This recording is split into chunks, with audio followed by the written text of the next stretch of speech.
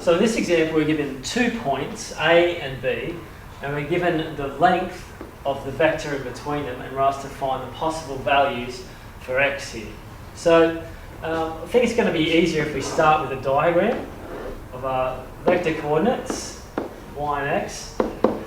And so we can see that the y coordinate has got to be at -9 here. So if we plot that in somewhere down here, -9, our point's going to be somewhere on that dotted line there.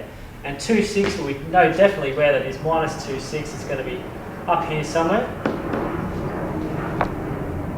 At -2, 6 there. So that's all of the information that's given in the question. Now we need to interpret this. The distance between that 17, so the simplest distance to find is that perpendicular distance straight down to this line. So the distance here is 6 and the distance here is 9, so this total distance would have to be 15. So that length is not what we're after, so we're not after the point -2. It has to be somewhere either side of that. So if we draw in a triangle here, the 17 has to be longer than that, so it's going to be the hypotenuse of the triangle, but it can go in 2 directions.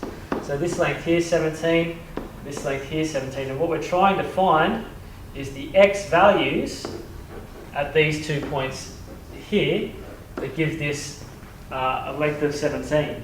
So if we take out this triangle here and draw it to the side, just take out the right-hand portion, we've got 17 as a hypotenuse and 15. Well, that's a triad that we should recognise.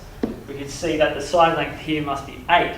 So from -2 here, from -2 at this point here, we should be going 8, but we can go 8 in either direction.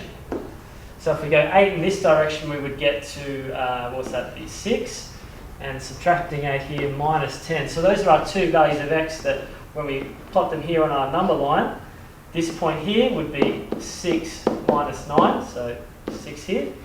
If -10 is our x value here, then that point would be -10, -9, and those are our 2 real values of x. So to write our solution set, we would say x could be -10 or 6.